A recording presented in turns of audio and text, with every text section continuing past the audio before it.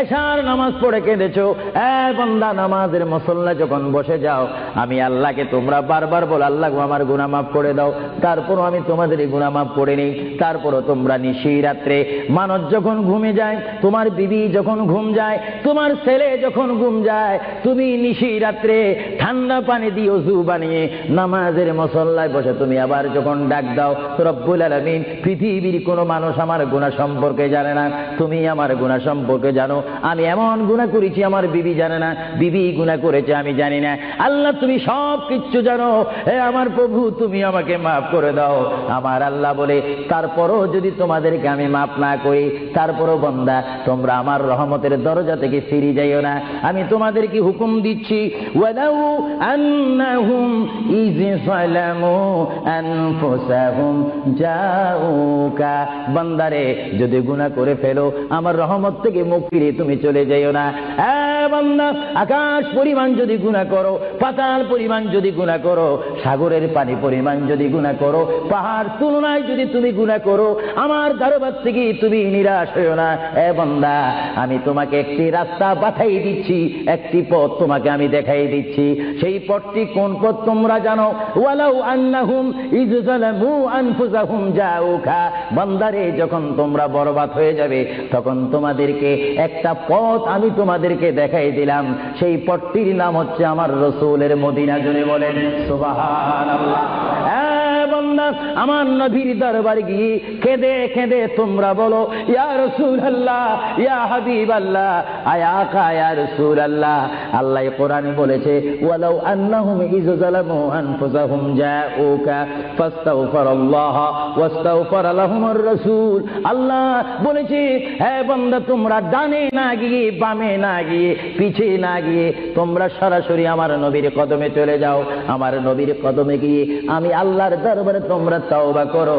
তওবা করতে করতে তোমাদের চোখের পানি যখন বাইর হয়ে যাবে, আর ওই মুহূর্তে যদি আমার বন্ধু যদি তোমাদের জন্য আমার দরবারে সুপারিশ করে, আমি আল্লাহ তোমাদেরকে ওয়াদা দিয়ে দিলাম, গ্যারান্টি দিয়ে দিলাম, আমার রাসূল যদি তোমাদের জন্য আমার দরবারে সুপারিশ করে, সঙ্গে সঙ্গে বান্দা তোমার অতীতের জীবনের কবিরা সগীরা গুনাহ মাফ করে দিব। জোরে বলেন সুবহানাল্লাহ, আরো জোরে বলেন।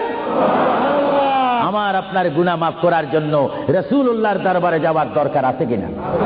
চিৎকার জীবনে আছে কিনা? এটা কোরআনের অপব্যাখ্যা নয়, কোরআন শরীফের আয়াত। ওয়ালাউ আন্নাহুম ইয যালামু আনফুসাহুম জাউকা, যারা তাফসীর পড়েছেন, তাফসীর জালালাইন পড়েছেন, টাইটেল পড়েছেন, বুখারী পড়েছেন, মুসলিম পড়েছেন, ইবনে মাজাহ পড়েছেন, সিয়াসিত্তা পড়েছেন, হাদিস পড়েছেন, ইজমা পড়েছেন, কিয়াস মেনেছেন, উসুল মেনেছেন, বালাগাত মেনেছেন, মুনতিক মেনেছেন, শরীয়ত বুঝেছেন, তরিকত বুঝেছেন, হাকিকত বুঝেছেন, ইলমে লুদুনি পেয়েছেন, ইলমে তাসাউফ মেনেছেন, তারা অবশ্যই স্বীকার করবে মানুষের একমাত্র মুক্তির স্থান, পরিত্রাণের স্থান, আসলের স্থান, নাজাতের স্থান, আল্লাহ পাওয়ার স্থান মুহাম্মদুর রাসূলুল্লাহ কদম মুবারক। চিৎকার দিয়ে বলেন সুবহানাল্লাহ।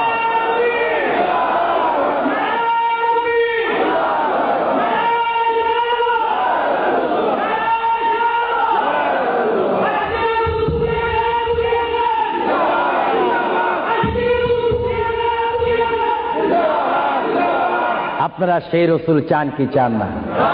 অবশ্যই চাইবেন, না চাইলেও চাইবেন। কেন চান নেই? অবশ্যই আফসোস করবেন। কারণ পৃথিবীতে সন্তান রয়েছে, বিবির জন্য স্বামী রয়েছে, স্বামীর জন্য বিবি রয়েছে, সন্তানের পাশে মা রয়েছে, মায়ের পাশে সন্তান রয়েছে। এটার নাম দুনিয়া।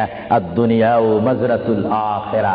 কিন্তু এই দুনিয়া যেই দিন জীবনের সমাপ্তি, বিদায় ঘন্টা বেজে যাবে, সেই দিন সন্তান ইচ্ছা করে মায়ের পা ছেড়ে দিবে, পিতা তার মায়ের সামনে থেকে চলে যাবে, এমনি ভাবে সবাই বিচ্ছিন্ন হয়ে যাবে, সব চলে যাবে। একমাত্র সাথী হবে, আপন হবে, বন্ধু হবে, কবরের সঙ্গী হবে। সবাই বলেন মুহাম্মাদুর। আরো জোরে বলেন না মুহাম্মাদুর। আপনারা সেই রাসূল চান কি চান না? সেই রাসূলের চরিত্রের মধ্যে উম্মতে রক্ষা পাওয়ার গ্যারান্টি আছে কিনা? এটা দরুদ শরীফ বলেন আল্লাহুম্মা